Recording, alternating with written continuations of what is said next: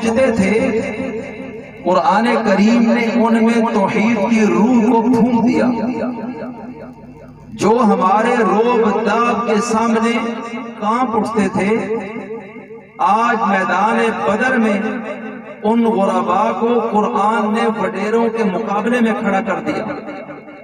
اور یہ ایک ایسی عجیب چیز تھی کہ جس کے اثرات کیسر و کسرا کے ایوانوں تک محسوس ہوئے کہ یہ کون سا پیغام ہے کہ جو انسانوں کے دل سے انسانوں کا خوف نکال رہا ہے، یہ کون سا پیغام ہے کہ جو مخلوق کو مخلوق کی غلامی سے آزاد کر رہا ہے، یہ کون سا پیغام ہے کہ جو بزدلوں کو دلیر بنا رہا ہے، یہ کون سا پیغام ہے کہ جو مشرکوں کو موحد بنا رہا ہے، یہ کون سا پیغام ہے جو ظالم کو عادل بنا رہا ہے، یہ کون سا پیغام ہے جو ہر جائی کو یک جائی بنا رہا ہے، یہ کون سا پیغام ہے جو منتشر ہوئے لوگوں کو ایک تسبیح کی طرح دانوں کی شکل میں دھاگے میں پرو رہا ہے۔ ارے یہ کون سا پیغام ہے جو انسانوں کے دل سے مخلوق کی محبت کو نکال کر اللہ کی محبت کو ڈال رہا ہے۔ یہ آواز بہت ڈبل ہے، ذرا کم کرو، توجہ میری طرف بھائی، توجہ رکھنا۔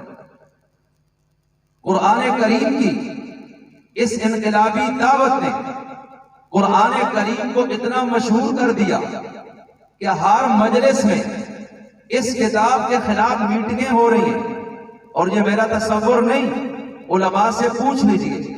پارہ نمبر 24 میں خلاق عالم نے باقاعدہ ذکر کیا ہے کہ وہ بڑے بڑے بدماش، سرمایہ دار، جاگیردار، وقت کے فرعون، پیغمبروں کے مقابلے میں شیطان کے پجاری اور ہواری بن کر کھڑے ہونے والی قوتیں، انہوں نے مکہ کی پارلیمنٹ ہاؤس میں اجتماعی طور پر منصوبہ بندی کرتے ہوئے سر جوڑا، اور آخر انہوں نے ایک قانون پاس کیا اور تمام قبائل نے اس پہ مہر تصدیق ثبت کیے۔ اللہ دلوں کے حال جانتا ہے، اللہ نے اندر کی بات کو وحی کی صورت میں صاحب قرآن کو بتا دی اور وہاں سے عالم اشکارا ہو گئی۔ توجہ کیجئے گا، اللہ اعلان کر رہا ہے، وَقَالَ الَّذِينَ كَفَرُوا لَا تَسْمَعُوا لِهَذَا الْقُرْآنِ، کافروں نے مشورہ کیا اور انہوں نے کہا اس قرآن کو کوئی شخص نہ سنے، اس لیے کہ جب کوئی سنتا ہے یہ ہو نہیں سکتا یہ کتاب اس کے قلب و جگر پہ اپنا اثر پیدا نہ کرے، یہ ہو نہیں سکتا اس کے جسم پہ رونگٹے نہ کھڑے ہو جائے، یہ ہو نہیں سکتا آنکھیں برس نہ پڑے، یہ ہو نہیں سکتا دل دہل نہ جائے، یہ ہو نہیں سکتا کہ جو عصبیت کا بت ہے وہ ٹوٹ نہ جائے، یہ ہو نہیں سکتا کہ یہ کتاب جرأت کی روح پیدا نہ کرے، اس لیے اس قرآن کو سننا ہی نہیں ہے۔ اگر کوئی پڑھے تم سنو نہیں، تم بھاگ جاؤ، کانوں تک آواز بھی نہیں آنی چاہیے، کیونکہ اگر یہ قرآن رہا تو پھر ہم نہیں رہیں گے، یہ قرآن رہا ہمارا عقیدہ نہیں رہے گا، یہ قرآن رہا ہماری چودراہٹ نہیں رہے گی، یہ قرآن رہا ہماری سرداری کو خطرہ ہے، یہ قرآن چلتا رہا تو ہم جو کچھ ہیں وہ نہیں رہیں گے، لوگ ہمیں پاؤں کے نیچے مسل دیں گے۔ یہاں کے غلام بھی آج ہمیں اس طرح دیکھتے ہیں جس طرح ہم ان کے مجرم ہیں۔ ارے نیا کے مسلمان، توجہ میری طرف کرنا، میں عرض کیا کرنے لگا ہوں، ان لوگوں نے میٹنگ کی ہے، وقال الذین کفروا، اور کافروں نے یہ طے کیا ہے، لا تسمعوا لهذا القرآن، اس قرآن کو کوئی شخص بھی نہ سنے۔ لیکن اگر کہیں چوک میں، گلی میں، کعبہ کے صحن میں، صفا پہاڑی پہ، ارے کسی اور پہاڑی اور چوٹی پر یہ قرآن پڑھا جا رہا ہو، وَالْغَوْا فِيهِ، تو پھر شور اتنا زیادہ کر دو، لَعَلَّكُمْ تَغْلِبُونَ، کہ موقع پر موجود لوگوں کو اس قرآن کی سمجھ کوئی نہ آئے، خود سننا نہیں اور سننے دینا بھی نہیں ہے۔ اب انہوں نے اس قرآن کے مقابلے میں ایک اپنا منصوبہ بنایا ہے، اس قرآن کو ختم کرنا چاہتے ہیں، اس کو دبانا چاہتے ہیں، رب العالمین نے اس موقع پر یہ آیت اتاری ہے، اِنَّا نَحْنُ نَزَّلْنَا الذِّکْرَ، اے کائنات کے لوگوں اسے ہم نے نازل کیا ہے۔ ہم کون ہیں جنہوں نے آسمانوں کو بغیر ستون کے کھڑا کیا ہے؟ ہم کون ہیں جنہوں نے زمین کو فرش بنایا ہے؟ ہم کون ہیں جو ایک پانی کے قطرے پہ کائنات کی خوبصورت تصویر ماں کے پیٹ میں بنا دیتے ہیں؟ ہم کون ہیں جنہوں نے ایک بیج سے 25 سال میں ایک درخت بنایا ہے؟ ہم کون ہیں جنہوں نے ہوا چلائی ہے؟ ہم کون ہیں جنہوں نے انسان کو قوت گویائی دی ہے؟ ہم کون ہیں جنہوں نے کائنات کو وجود دیا ہے؟ اِنَّا نَحْنُ نَزَّلْنَا الذِّکْرَ، ہم ہی ہیں وہ جنہوں نے اس کتاب کو اتارا ہے۔ دنیا میں کوئی چھت ایسا نہیں ہے جو بغیر دیوار کے کھڑا ہو جائے، کوئی چھت ایسا نہیں ہے جو بغیر ستون کے کھڑا ہو جائے، کوئی چھت ایسا نہیں ہے جو بغیر ٹیک کے کھڑا ہو جائے۔ تو لیا کہ مسلمان پھر دیکھنا میرے رب کی طاقت کو کہ اس نے چھت کھڑا کیا ہے، نیچے ٹیک نہیں ہے، پلر نہیں ہے، ستون نہیں ہے، دیوار نہیں ہے، پتھر نہیں ہے، سنگلوں سے بندھا نہیں ہے۔ تو چھوٹا سا پتھر یوں فضا میں روک کر نہیں دکھا سکتا بغیر کسی سہارے کے، اور اس نے اتنا بڑا چھت روکا ہے اور اس کا آرڈر ہے اور آسمان نیچے نہیں گرتا ہے، تو پھر وہ انہونے کام کر کے دکھاتا ہے۔ اس لیے بتا رہا ہے، ارے میٹنگیں کرنے والوں تم سوچ لینا کہ تمہاری عقل کیسی ہے، تمہاری شکل کیسی ہے، تمہارا منصوبہ کیسا ہے، تمہاری طاقت کیسی ہے۔ تم تو میرے محتاج ہو، اور میں کون ہوں جس کے پاس کائنات کی چابیاں ہیں؟ میں کون ہوں؟ انہو مفاتیح الغیب، ارے میں کون ہوں؟ وما تسقط من ورقۃ الا یعلمها، ارے میں کون ہوں؟ الیہ یرد علم الساعہ، ارے میں کون ہوں؟ اللہ خالق کل شیء، ارے میں کون ہوں کہ جو کائنات کو بناتا ہے، کائنات کو چلاتا ہے، کائنات کو سہارا دیتا ہے، کائنات کو محفوظ رکھتا ہے۔ تو میں وہ ہوں جس میں شان جلالت غالب ہے، اور میں اسی شاہانہ انداز کے ساتھ اپنے لیے جمع متکلم کا صیغہ بول رہا ہوں، اِنَّا نَحْنُ نَزَّلْنَا الذِّکْرَ، کہ ہم نے اس قرآن کو اتارا ہے، وَإِنَّا لَهُ لَحَافِظُونَ، اور قیامت کی صبح تک ہم اس قرآن کی حفاظت کر کے بھی دکھائیں گے۔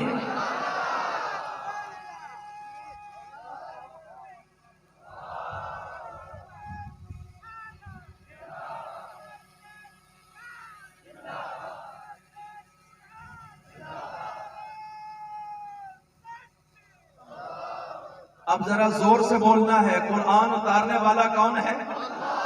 ارے قرآن زمین پر اتار کر انسانوں کے سینوں میں ڈالنے والا کون ہے؟ ارے قرآن کی حفاظت کا وعدہ کرنے والا کون ہے؟ زور سے بولو۔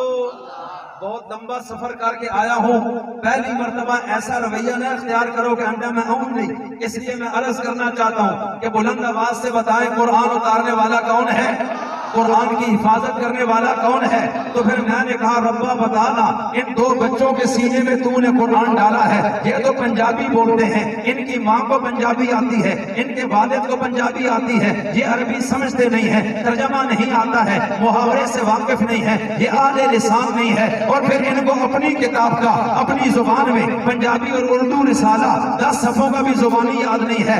یہ لوگ بیٹھے ہیں ہزاروں کی تعداد میں، ان کی اپنی مادری زبان تو پنجابی ہوگی، سرائکی ہوگی، اردو ہوگی، ان میں ڈبل ایم اے لوگ ہوں گے، پی ایچ ڈی لوگ ہوں گے، سائنسدان بھی ہوں گے، ملک بھرے ہوئے ہیں لوگوں سے، لیکن میں نے اپنی زبان کا بھی حافظ کسی کتاب اور رسالے کا نہیں دیکھا ہے۔ لیکن ربا یہ کیسا عجیب کمال ہے کہ جس بچے کو اپنی زبان میں موجود کتاب کا 10 صفحے کا رسالہ یاد نہیں ہوا ہے، تیری کتاب کئی سو صفحے کی اس کے سینے میں کیسے چلی گئی ہے؟ ترجمہ نہیں آتا ہے، مفہوم نہیں سمجھتا ہے، مطلب نہیں جانتا ہے، تو لیا کہ مسلمان پریشان ہے، اتنی بڑی کتاب سینے میں کیسے گئی ہے؟ رب کہتے ہیں میں نے جو کہہ دیا تھا کہ میں نے اتاری ہے اور میں حفاظت کروں گا، اور تیرے رب کی حفاظت ایسی ہوتی ہے۔ ابو جہل نے کہا تھا میں راستہ روکوں گا، تو میں نے کہہ دیا تھا قرآن کا راستہ روکنا تیرا کام ہے، اور قیامت تک قرآن کے لیے راستہ بنانا یہ میرا کام ہوگا۔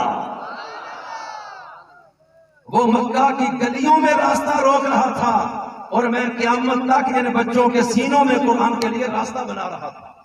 بلند آواز سے کہو تو یہ قرآن کی حفاظت کرنے والا کون ہے؟ اب آئیے اگلی بات بھی عرض کرتا ہوں، جب قرآن کی اس اثر انگیزی نے دنیا کو متاثر کیا تو یہ کلام تو نکلا ہے ایک امی کی زبان سے، اور وہ امی کون ہے؟ جو کبھی مدرسے میں نہیں گیا ہے۔ وہ صاحب قرآن کون ہے؟ جس سے وہ لکھنا نہیں آتا، پڑھنا نہیں آتا، اس کا کوئی استاذ کوئی نہیں ہے، کسی سکول میں نہیں پڑھا، کسی کتاب کا مطالعہ نہیں کر سکتا۔ ما کنت تدری من کتاب، پارہ نمبر 25 میں اللہ کہہ رہا ہے، اے محبوب کائنات، ہم نے تجھے علم دیا ہے، تو جانتا بھی نہیں تھا قرآن کیا ہوتا ہے، تو جانتا بھی نہیں تھا کتاب کیا ہوتی ہے۔ توجہ کیجئے گا، تو میرے نبی کو علم بھی رب نے دیا ہے، ان کا استاذ کوئی مکہ میں نہیں ہے، مدینہ میں نہیں ہے، عرب میں نہیں ہے، عجم میں نہیں ہے۔ توجہ کیجئے گا، اور میرے نبی صفا پہاڑی پہ کھڑے ہوئے ہیں اور انہوں نے فوراً کہا تھا، لَقَدْ لَبِثْتُ فِيكُمْ عُمُرًا مِّن قَبْلِهِ، ارے مکہ کے لوگوں، ارے مختلف قبائل کے لوگوں، تم مجھے بچپن سے جانتے ہو، میں کتاب زندگی تمہارے سامنے رکھتے ہوں، اور تم دیکھ لو میرے رات کو، میرے دن کو، میرے سفر کو، میری تجارت کو، میرے بچپن کو، میری جوانی کو، میرے نکاح کو، میری معیشت کو، میری معاشرت کو، میرے کردار کو، میرے اخلاق کو، میرے انصاف کو، میری سیاست کو، میری شرافت کو، میری عدالت کو، میرے حیا کو، میرے تدبر کو، میری فقاہت کو، تم ایک ایک چیز کو دیکھ چکے ہو۔ تم سے زیادہ مجھے کوئی نہیں جانتا ہے، کیونکہ میں مکہ میں پیدا ہوا۔ تم نے میری ماں کو دیکھا ہے، میرے باپ کو دیکھا ہے، میرے دادا کو دیکھا ہے، میرے چچا کو دیکھا ہے، میری پھوپھیوں کو دیکھا ہے، میرے قبیلے کو دیکھا ہے، میرے خاندان کو دیکھا ہے۔ تو اگر میں کسی اور کے سامنے یہ سوال کروں تو ممکن ہے وہ جواب صحیح نہ دے سکے، لیکن تم تو سارے ہمیں جانتے ہو، ہمارے قبیلے سے واقف ہو، ہمارے خاندان سے واقف ہو، ہماری نسل سے واقف ہو، ہماری اصل سے واقف ہو، میری پوری ذریت سے واقف ہو، جو بھی جس شکل میں آج روحانی شکل میں بھی ہے۔ توجہ کیجیے، عرض کیا کرنے لگا ہوں، تو آج تمہارے سامنے کھڑا ہو کر میں تم سے پوچھنا چاہتا ہوں کہ بتاؤ 40 سالوں میں اس محمد نے کبھی جھوٹ بولا ہو، کبھی خیانت کی ہو، کبھی بددیانتی کی ہو، کبھی بد کرداری کا مظاہرہ کیا ہو، کبھی کوئی غلط کام کیا ہو؟ ارے یہ آل مکہ کھڑے ہیں اور جب زبان ہو کے کہتے ہیں کہ ہم نے 40 سال تجھے دیکھا ہے، پرکھا ہے، آزمایا ہے، تجربہ کیا ہے، لیکن 40 سالوں میں ہم نے تیری زندگی میں سچ کے سوا کچھ بھی نہیں دیکھا ہے۔ توجہ، میں دونوں چیزوں کو ملانے لگا ہوں، توجہ کیجئے گا۔ ارے قرآن اتارنے والا کون ہے؟ زور سے بولو، قرآن اتارنے والا کون ہے؟ اور میرے نبی کو بھیجنے والا کون ہے؟ اب قرآن چنا ہے، قرآن کے بارے میں کہا ہے کہ لا ریب فیہ، اس میں جھوٹ ہے ہی کوئی نہیں ہے، لا یأتیہ الباطل من بین یدیہ ولا من خلفہ تنزیل من حکیم حمید۔ ارے اس میں جھوٹ نہ آگے سے داخل ہو سکتا ہے نہ پیچھے سے آ سکتا ہے، تو یہ کتاب ہے جو رب نے اتاری ہے۔ اللہ کہتے ہیں اس میں سچ کے سوا کچھ نہیں ہے، اور پھر محبوب کائنات کو رب نے رسول بنایا ہے۔ 40 سال مکہ میں گزارے، ابھی اعلان نبوت کرنا تھا، اس سے پہلے کھڑے ہو کر اپنے آپ کو عوام کی عدالت میں پیش کیا ہے اور کہا بتاؤ زندگی تمہارے سامنے ہے، کیا میری زندگی میں جھوٹ ہے؟ تو پھر سب نے کہا ہم نے تیری زندگی میں جھوٹ نہیں دیکھا ہے۔ تو پھر گویا کہ نبی بتا رہا ہے کہ دیکھ لو میرے کردار کو اور دیکھ لو قرآن کے الفاظ کو، کہ قرآن بھی وہ ہے جو سچا ہے، صاحب قرآن بھی وہ ہے جس کو سچا کہا جاتا ہے۔ قرآن رب کا کلام ہے، اس سچی زبان سے نکلا، تہلکہ مچ گیا، انقلاب آ گیا، زندگیاں بدل گئی، ماحول بدل گیا، سوچ بدل گئی، شعور بدل گیا، عقیدہ بدل گیا، اخلاق بدل گیا، عمل بدل گیا، چلنے کا انداز بدل گیا، دیکھنے کے انداز بدل گئے، تولنے کے انداز بدل گئے، صلح اور جنگ کے انداز بدل گئے۔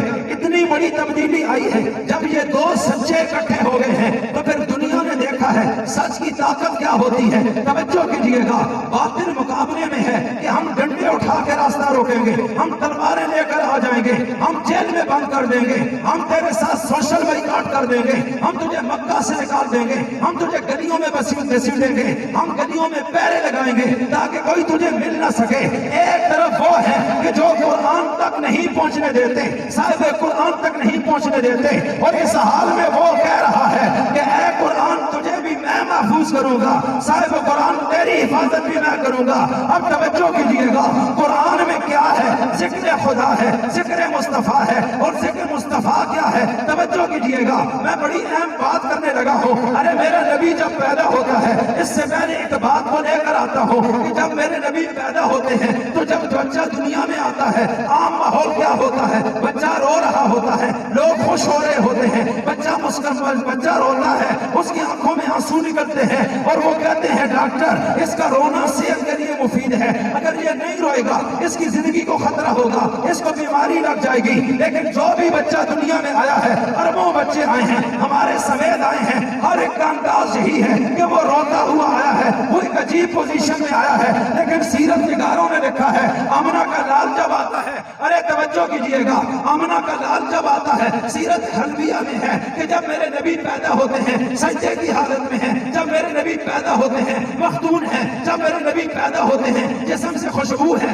جب میرے نبی پیدا ہوتے ہیں حضرت آمنہ کو درد ذہن نہیں ہوتا، جب میرے نبی پیدا ہوتے ہیں اس تاریک کمرے میں نور پیدا ہوتا ہے، جب میرے نبی پیدا ہوتے ہیں تو نبی اس انداز میں دنیا میں آتے ہیں کہ پیغمبر کی پیشانی زمین پہ ہے، پیغمبر کی ناک زمین پہ ہے، اور پیغمبر کا دایاں ہاتھ اوپر ہے، اور اس کی ایک انگلی یوں شہادت کی ہے، اور پھر جب کان قریب کیا گیا تو آواز آتی ہے اللہ اکبر کبیرا والحمدللہ کثیرا وسبحان اللہ بکرۃ واصیلا۔ اور میں نے پوچھا ہے محبوب کائنات سے، میں نے پوچھا ہے مولا کل سے، میں نے پوچھا ہے سید الرسول سے کہ یہ عجیب انداز ہے، آپ بتانا کیا چاہتے ہیں؟ دنیا کے بچے آتے ہیں روتے ہوئے، آپ آئے ہیں مسکراتے ہوئے، دنیا کے بچے آتے ہیں وبیلا کرتے ہوئے، آپ آئے ہیں سجدہ کرتے ہوئے، دنیا کے بچے آتے ہیں چیخ و پکار کرتے ہوئے، اور آپ آئے ہیں اللہ کا نام لیتے ہوئے، اور یوں شہادت کی انگلی اٹھا کے۔ تو پھر یہاں تو بتوں کا ماحول ہے، کعبے میں 360 بت ہیں، ہر گلی محلے میں بت ہیں، ہر گھر میں بت ہیں، ہر جگہ اللہ کو، اللہ کے حق کو ڈھونڈا جا رہا ہے، اللہ کے آگے ایک زبان بھی تسبیح نہیں کر رہی، جبین نیاز کا تقدس نہیں لٹایا جا رہا۔ اے رسول کائنات، آپ پیدا تو کیے گئے ہیں لیکن سجدے کے عالم میں ہیں، زبان سے تسبیح چل رہی ہے اور ہاتھ سے شہادت کی انگلی کا یہ اشارہ اوپر کی طرف، باقی مٹھی بند کر کے ایک اشارہ کر کے آپ بتانا کیا چاہتے ہیں؟ کہا کہ اس کفر کے ماحول میں مصطفیٰ قدم رکھ کر ذکر خدا کرتے ہوئے اپنے اشارے سے بتا رہا ہے کہ محمد ساری کائنات کو ایک اگلا کے آگے جھکانے کے لیے آ رہا ہے۔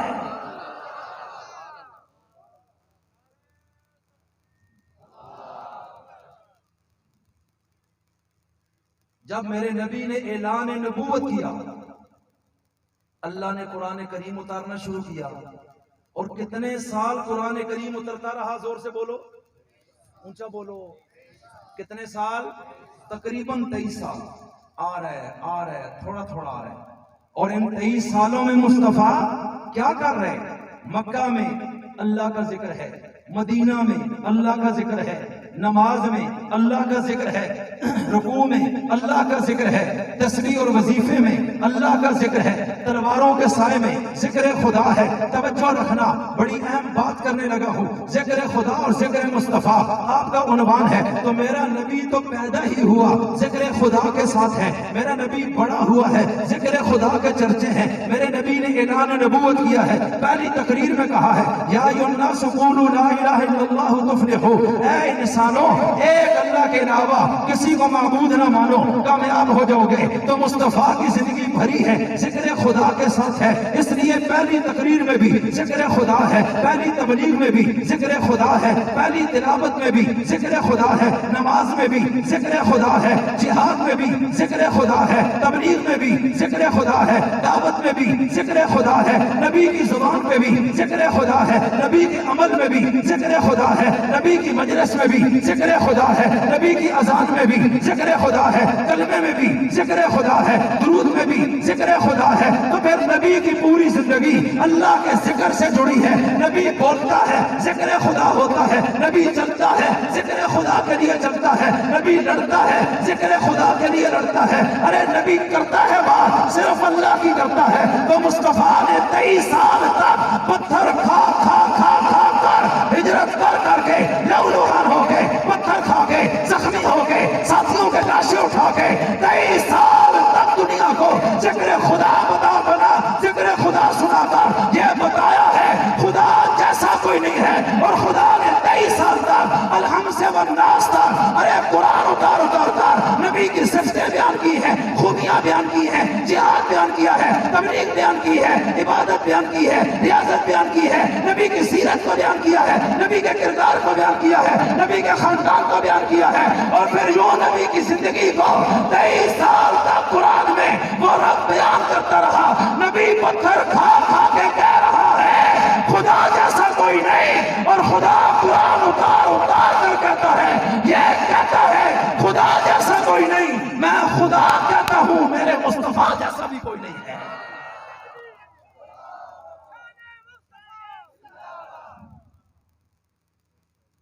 نبی بول کے کہہ رہا ہے کہ خدا جیسا, اونچا بولو, خدا جیسا.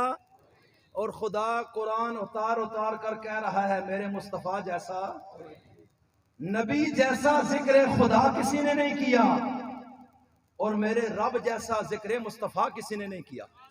زور سے کہو, بیان خدا قرآن, توجہ, بیان خدا ذکر مصطفیٰ ہے, اور بیان مصطفیٰ ذکر خدا ہے. زور سے کہو سبحان اللہ. بھائی توجہ, پھر جب اس سچی زبان نے یہ قرآن کریم پیش کیا, لوگوں نے کہا اس میں جادو ہے, یہ تو کوئی ساحر ہے, کذاب ہے, شاعر ہے. پہلے سچا کہا, پھر جھوٹا کہا, پھر مقابلے میں آگے, پھر گالیاں دینے لگے, پھر مارنے لگے, پھر لو لوہان کرنے لگے, پھر قتل کے لیے 100 بندے گھر کا گھیرا دے رہے ہیں کہ ہم برداشت نہیں کریں گے. جب تک تو نے قرآن نہیں پڑھا تھا ہماری اور تیری جنگ کوئی نہیں تھی. جس دن سے تو نے وہ باتیں کی ہیں اس دن سے ہم تیرے دشمن ہو گئے ہیں. دیکھ 40 سال تک تو نے اس کا ذکر نہیں کیا, ہم نے کبھی تجھے کچھ نہیں کہا, لیکن 40 سال بعد جب تو اس کا دیوانہ نظر آیا ہے تو پھر ہماری جنگ تجھ سے شروع ہو گئی ہے. تو گویا کہ عزت نبی کی تھی لیکن خدا کی نہیں تھی. خدا کو جانتا کوئی نہیں تھا, مانتا کوئی نہیں تھا, آگے جھکتا کوئی نہیں تھا, جانور اللہ کے نام پہ ذبح کوئی نہیں کرتا تھا, اللہ کو راضی کرنے کے لیے کوئی بھی کھڑا نہیں تھا. تو پھر مصطفیٰ کو دنیا نے کہا ہے یہ اتنا خوبصورت ہے, اتنا حسین ہے, اتنا اچھا ہے. تو میرے نبی نے 40 سال بعد صفا پہاڑی پہ کھڑا ہو کے کہا ہے ارے تم کہتے ہو میں بہت خوبصورت ہوں, آؤ میں تمہیں بتاؤں جس نے مجھے بنایا ہے وہ کتنا حسین ہے. تم کہتے ہو میں بہت جمیل ہوں, جس نے مجھے بنایا ہے وہ کتنا جمیل ہے. تم کہتے ہو میں بہت اچھا ہوں, تو جس نے مجھے اچھا بنایا ہے وہ کتنا اچھا ہے. تم مجھے کہتے ہو میں بڑا سخی ہوں, جس نے مجھے بنایا ہے وہ کتنا سخی ہے. اس لیے میں اس کا ذکر کرنے کے لیے آیا ہوں. اگر تم میری ہاں میں ہاں ملاؤ تو کامیاب ہو جاؤ گے. ارے توجہ کیجئے گا, اب وہ لوگ مقابلے میں ہیں. تو پھر میرے نبی کا ایک وہ وقت آیا ہے کہ نبی کو مکہ سے نکالا گیا ہے, نبی کی بچیوں کو طلاق دی گئی ہے, نبی کے ساتھیوں کو زخمی کیا گیا ہے, نبی نے صحابہ کے لاشیں اٹھائے ہیں. یہ تو مدینہ میں ہوا, لیکن مکہ میں صحابہ پہ تشدد ہوا. حضرت بلال کو مارا گیا, گھسیٹا گیا, صحابہ کو کئیوں کو شہید کیا گیا, حضرت سمیہ کے 2 ٹکڑے کیے گئے, حضرت سمیرہ کی آنکھیں نکال دی گئی ہیں. یہ مشن مصطفیٰ پہ کھڑے ہیں, ذکر خدا پہ کھڑے ہو گئے ہیں. آل مکہ نے ان پہ مصائب کے پہاڑ توڑ دیے ہیں. تو پھر ریا کے مسلمان غور کرنا ہے, یہ صرف صحابہ کو نہیں مارتے تھے, یہ نبی کے مقابلے میں آ گئے ہیں. یہ نبی کے راستے میں کانٹے بچھاتے ہیں, نبی کے اوپر اوجڑیاں ڈالتے ہیں, نبی کو پتھر مارتے ہیں, نبی کو زخمی کرتے ہیں, نبی کا راستہ روکتے ہیں. نبی کے گھر کے باہر یہ کھڑے ہو گئے کہ آج رات ہم نے ان کو مار دینا ہے. توجہ کیجئے گا, پھر ایک لمحہ ایسا آتا ہے کہ میرے مصطفیٰ نے کہا ہوگا اے رب میری تو بڑی عزت تھی, انہوں نے کہا تھا کہ تو صادق ہے, انہوں نے کہا تھا تو امین ہے, انہوں نے کہا تھا تو حیا والا ہے, انہوں نے کہا تھا تو سچا ہے, انہوں نے کہا تھا تو دیانتدار ہے, انہوں نے کہا تھا تو صاحب اخلاق ہے, انہوں نے کہا تھا تو بڑا حسین ہے. تو میری تو بڑی عزت تھی, لیکن جب میں نے تیرا نام لیا ہے میری عزت ختم ہو گئی ہے. میں نے جب تیرا نام لیا ہے تو میرے وجود کے دشمن کھڑے ہو گئے ہیں. تو مولا عزت میری تو بڑی تھی, لیکن جب تیرا نام لیا ہے میری عزت داؤ پہ لگ گئی ہے. تو پھر میرے رب نے جبریل کو بھیجا ہے, معراج کی رات میں بھیجا ہے کہ جا میرا مصطفیٰ سویا ہے, اور مصطفیٰ کو اٹھا اور پھر مصطفیٰ کو پیغام دے کہ رب کہہ رہا ہے کہ پہلی عزت جو میرے نام کے بغیر تھی وہ مکہ کے رئیسوں نے دی ہے، سرداروں نے دی ہے، چودھریوں نے دی ہے، وڈیروں نے دی ہے، مکہ کے رہائشیوں نے دی تھی، اس لیے تیرا قد صفا پہاڑی تک اٹھا ہے۔ اور پھر رب کہہ رہا ہے ان کو کہو لے لو اپنی عزت، لے لو اپنی رسپیکٹ، لے لو اپنا پروٹوکول، لے لو اپنی بابا کی سزائیں، یہ ہمیں نہیں چاہیے۔ اور پھر آج ہم محمد کو اپنے نام کے ساتھ عزت دینے لگے ہیں اور کہا جا مصطفیٰ کو فرش سے اٹھا میرے عرش پہ پہنچا دے۔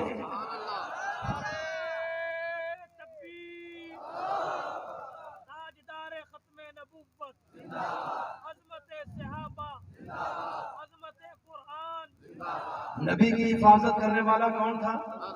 اللہ نے کی یا نہیں کی؟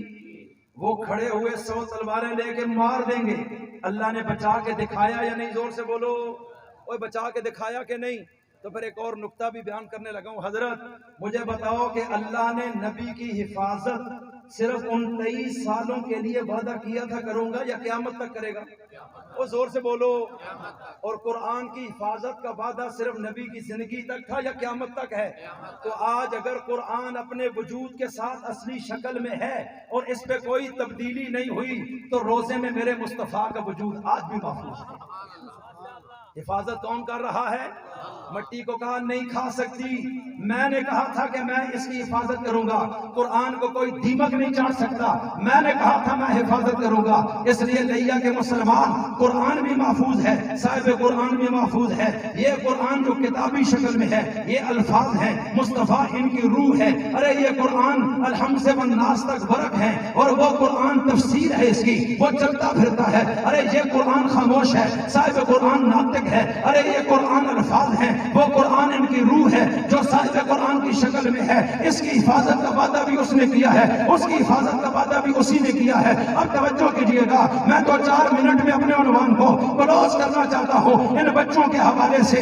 ارے ان لوگوں نے یہ کہا تھا ہم اس قرآن کا راستہ روکیں گے، ہم اس قرآن کو ختم کریں گے۔ رب نے کہا نہیں کر سکو گے، کہ جس کی میں حفاظت کرتا ہوں ارے اس کو کوئی تباہ نہیں کر سکتا، اس کو برباد کوئی نہیں کر سکتا۔ اور پھر ان لوگوں نے کہا یہ قرآن اللہ کا نہیں ہے، یہ امی شخص خود بناتا ہے، یہ اس کو کوئی لا کے دے دیتا ہے رات کی تنہائیوں اور تاریکیوں میں، اور یہ صبح اللہ کا کلام کہہ کے اس کو بیان کرنا شروع کرتا ہے۔ رب نے قرآن میں کہا ہے، کئی جگہ کہا ہے ارے یہ امی ہو کر بنا سکتا ہے، تم پڑھے لکھے ہو کر بھی بنا سکتے ہو، یہ اکیلا بنا سکتا ہے، تم سارے مل کر یقیناً بنا سکتے ہو۔ اگر تم نے بنا لیا سمجھ جانا یہ اس کا کلام ہے، یہ خدا کا کلام نہیں ہے۔ اور اگر تم قیامت تک زور لگاؤ اور قرآن کی ایک سورت جیسی سورت بھی نہ بنا سکو، باوجود پڑھے لکھے ہونے کے، مالدار ہونے کے، صاحب اقتدار ہونے کے، اور پھر یقین کر لینا کہ یہ قرآن محمد کا بنایا ہوا نہیں ہے۔ ارے یہ قرآن کس کا کلام ہے؟ زور سے بولو،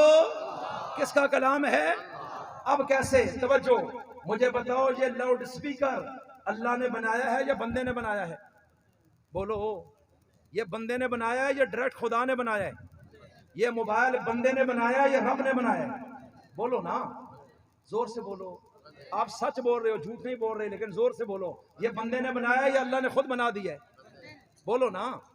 اور یہ لاؤڈ سپیکر، یہ میز، یہ کپڑے، یہ آپ کے جسم پہ پہنے ہوئے کپڑے، یہ قالینیں، یہ صوفے، یہ گھڑیاں، یہ اینکیں، یہ گلاس، یہ ورق، یہ ہر چیز یہ بندوں نے بنائی ہے۔ توجہ رکھنا، میں ایک بڑی اہم بات کرنے لگا ہوں۔ اس کائنات میں دیکھو دروازے ہیں، بلڈنگیں ہیں، ستون ہیں، پلر ہیں، بانس ہیں، یہ لکڑی کی بنی ہوئی چیزیں، لوہے ایلومینیم کی بنی ہوئی چیزیں، یہ پنکھے جس شکل میں یہ بندوں نے بنائے ہیں، اور پھر رب نے بھی کچھ بنایا ہے۔ تو مجھے زور سے بتاؤ مٹی کس نے بنائی ہے؟ وہ زور سے بولو۔ اور پانی کس نے بنایا ہے؟ ہوا کس نے بنائی ہے؟ جن کا ایمان اور عقیدہ ہے وہ زور سے بولیں ہوا کس نے بنائی ہے؟ مٹی کس نے بنائی ہے؟ پانی کس نے بنایا ہے؟ آسمان کس نے بنایا ہے؟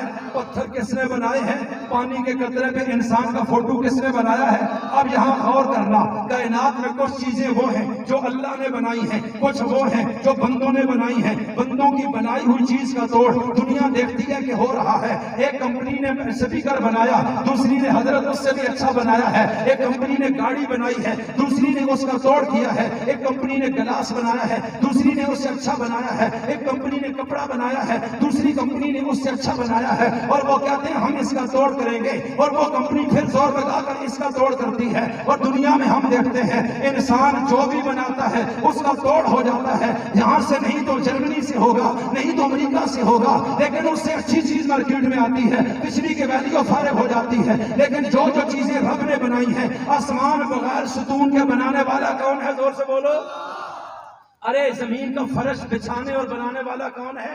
اللہ کہتا ہے اب ذرا غور کرنا اس چیز پہ کہ دیکھ بندے نے جو بنایا ہے اس کا توڑ ہو چکا اور ہو رہا ہے، اور میں نے آسمان بنایا ہے، آج تک آسمان نہیں بنایا جا سکا، میں نے زمین بنائی ہے، کوئی نہیں بنا سکا ہے، میں نے پہاڑ بنائے ہیں، کوئی نہیں بنا سکا ہے، میں نے درخت بنائے ہیں، کوئی نہیں بنا سکا ہے، میں نے گوشت بنایا ہے، کوئی نہیں بنا سکا ہے، میں نے بال بنائے ہیں، کوئی نہیں بنا سکا ہے، میں نے آنکھ بنائی ہے، کوئی نہیں بنا سکا ہے، میں نے خون بنایا ہے، کوئی نہیں بنا سکا ہے، میں نے پانی بنایا ہے، کوئی نہیں بنا سکا ہے، میں نے شہد بنایا ہے، کوئی نہیں بنا سکا ہے، میں نے مکھی بنائی ہے، کوئی نہیں بنا سکا ہے، میں نے ہاتھی بنایا ہے، کوئی نہیں بنا سکا ہے، تو نے بحری جہاز بنایا ہے اور وہ دوسروں نے بنا لیا ہے، لیکن لوہا میں نے بنایا ہے وہ کوئی نہیں بنا سکا ہے، لکڑ میں نے بنائی ہے وہ کوئی نہیں بنا سکا ہے، دھاتیں میں نے بنائی ہیں وہ کوئی نہیں بنا سکا ہے، تو پھر رب جو چیز بنا دے اس جیسی بنا کوئی نہیں سکتا۔ یہ واضح ہو جاتا ہے کہ یہ بنانے والا بندہ نہیں ہے، یہ بنانے والا رب ہو سکتا ہے۔ رب کہتے ہیں دنیا کی ہر کتاب کا توڑ تو نے کیا ہے، قرآن تو نے نہیں بنایا، قرآن میں نے بنایا ہے، میں نے اتارا ہے، جس طرح میرے آسمان جیسا کوئی آسمان نہیں بنا سکتا، قیامت تک میرے قرآن جیسا قرآن بھی کوئی نہیں بنا سکتا ہے۔ عظمت قرآن، عظمت قرآن۔ قرآن کس کی کتاب ہے؟ زور سے بولو۔ تو پھر اسی کی ہے، حفاظت کا وعدہ اس نے کیا ہے۔ آج ان بچوں کے سینوں میں وہ پوری کتاب چلی گئی، ایمان سے بتاؤ ان کے سینوں میں ڈالنے والا کون ہے؟ سینہ بنانے والا کون ہے؟ دل دماغ دینے والا کون ہے؟ اگر کہتے ہیں نہیں اللہ نے نہیں کی، میں کہتا ہوں اپنی زبان کا رسالہ زبانی سنا دے، کوئی بندہ کھڑا ہو اردو کی کتاب زبانی سنا دے، ارے میاں نہیں کر سکو گے، اس لیے کہ ان کی حفاظت کا وعدہ رب نے نہیں کیا تھا، اس لیے وہ سینوں میں نہیں جا رہی، اور جس کتاب کی حفاظت کا وعدہ رب نے کیا ہے سینوں میں بھی وہی جا رہی ہے، تو معلوم ہوتا ہے اس کتاب کو اتارنے میں بھی انسان کا دخل نہیں، اس کو محفوظ کرنے میں بھی انسان کا دخل نہیں، تو یہ قرآن بھی سچا ہے۔ تو جب یہ کتاب سچی ثابت ہو گئی ہے تو جس صاحب کتاب نے یہ کتاب پیش کی ہے اس کی رسالت بھی سچی ثابت ہو گئی ہے، اور پھر وہ خدا بھی سچا ہے۔ اس لیے عرض یہ کرنا چاہتا ہوں، مصطفیٰ نے ساری زندگی خدا کا ذکر کیا ہے، خدا نے ساری زندگی قرآن اتار کر مصطفیٰ کا ذکر کیا ہے، اور ہمیں کیا کہا ہے؟ ارے لوگوں تم چاہتے ہو کہ میں رب تم سے محبت کروں اور میں تمہارا محبوب بھی بن جاؤں، تو پھر میرے مصطفیٰ کی نقل اتارو، اس کی طرح داڑھی رکھو، اس کی طرح لباس پہنو، اس کی طرح تجارت کرو، اس کی طرح اخلاق اپناؤ، اس کی طرح کردار اپناؤ، کیونکہ ذکر مصطفیٰ میرا عمدہ مضمون ہے اور مصطفیٰ میرا ذکر کرتا ہے۔ میں مصطفیٰ کا رنگ دنیا میں دیکھنا چاہتا ہوں۔ آخری بار عرض کرنے لگا ہوں، پھر مصطفیٰ نے محنت کی ہے، 1.25 لاکھ لوگ نبی کے ساتھ کھڑے ہو گئے، ان کا عقیدہ نبی جیسا ہے، ان کی نماز نبی جیسی ہے، ان کا روزہ نبی جیسا ہے، ان کی زکوٰۃ کا نظام نبی جیسا ہے، ان کی انفرادی زندگی نبی جیسی ہے، ان کی اجتماعی زندگی نبی جیسی ہے، ان کا پیار و محبت نبی کی طرح ہے، ان کا جنگ کا ترتیب کے نبی کی طرح ہے، ارے ان کا نفع نقصان نبی کے طریقے کی طرح ہے، تو پھر ان کو صحابہ کہا جاتا ہے، یہ محمدی رنگ میں رنگے گئے ہیں۔ تو پھر میں نے رب سے پوچھا ہے کہ یہ تیرا محبوب تھا اور تو نے یہ چاہا ہے کہ دنیا میں ہر شخص پر محمدی سنت نظر آئے، محمدی رنگ چڑھ جائے، کہ ذکر مصطفیٰ ایسے ہو کہ گلی گلی میں نظر آئے، چہرے چہرے پہ نظر آئے، لباس کی شکل میں آئے، سیاست کی شکل میں آئے، ایمان والا میں نظر آئے، انفرادی زندگی میں نظر آئے، تو اتنی اپنے محبوب سے محبت کرتا ہے، تو پھر ربا ایک بات تو بتا دینا کہ یہ بات تو مجھے سمجھ آ گئی ہے کہ سنت میں نے اپنانی ہے، تیرے نبی کی پانی پینا ہے نبی کی طرح ہے، ارے میں نے لباس پہننا ہے نبی کی طرح، ارے میں نے سرما لگانا ہے نبی کی طرح، ارے میں نے داڑھی رکھنی ہے نبی کی طرح، ارے میں نے بولنا ہے نبی کی طرح، ارے میں نے لڑنا ہے نبی کی طرح، ارے میں نے سنا کرنی ہے نبی کی طرح، ارے میں نے تلاوت کرنی ہے نبی کی طرح، ارے میں نے نکاح کرنا ہے نبی کی طرح، ارے میں نے گھر بسانا ہے نبی کی طرح ارے میں نے تقریر کرنی ہے، نبی کی طرح ارے میں نے زندگی گزارنی ہے، نبی کی طرح، تو پھر یہ تو سمجھ آ چکا ہے کہ میں نے زندگی گزارنی ہے نبی کی طرح، لیکن یہ تو بتا کہ میں کلمہ کیسے پڑھوں، میں ایمان کیسا لے کر آؤں، میں عقیدہ کیسا لے کر آؤں؟ اب رب اعلان کر رہا ہے فَإِنْ آمَنُوا بِمِثْلِ مَا آمَنْتُمْ بِهِ فَقَدِ اهْتَدَوْا۔ ارے زندگی نبی کی طرح ہو، عقیدہ نبی کے صحابہ کی طرح ہونا چاہیے۔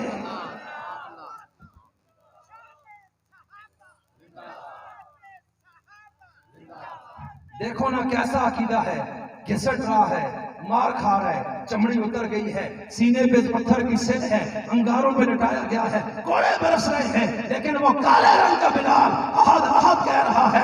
یہ کیسا عقیدہ ہے؟ تلواروں کے سائے میں کٹ گئے ہیں، لیکن مصطفیٰ نے ذکر خدا کا جو جام پلایا ہے وہ جام کوئی اتار نہیں سکا ہے، وہ نشہ اترا نہیں ہے۔ نبی کی زندگی کے بعد ایران فتح کیا، روم فتح کیا، قبرص فتح کیا، شام فتح کیا، ہند فتح کیا، سندھ فتح کیا، مراکش فتح کیا، الجزائر فتح کیا، لیبیا فتح کیا، یمن فتح کیا، عرب امارات کو فتح کیا، افغانستان کو فتح کیا، چین کے علاقوں کو فتح کیا ہے۔ یہ مصطفیٰ کی محبت کا وہ جام تھا جس نے ان کے دلوں میں اللہ کے ذکر کے دیپ جلا دیے ہیں۔ اور پھر نبی جب گئے ہیں، 7 لاکھ صحابہ تھے اس وقت، سرزمین عرب پہ 10,000 کی قبریں مکہ مدینہ میں ہیں، اور 1,14,000 دنیا کے صحرا میں جا کے سو گئے ہیں۔ وہ گویا کہ بتا رہے ہیں کہ نبی نے ایسا جام پلایا ہے کہ ہم بھی ذکر خدا کرتے کرتے جنت میں داخل ہو گئے ہیں۔ تو سجدہ کس کو کرو گے؟ زور سے بولو۔ نعرہ کس کے نام کا مارو گے؟ جانور کس کے نام پہ ذبح کرو گے؟ ارے اپنی پیشانی کس کے در پہ جھکاؤ گے؟ زور سے بولو۔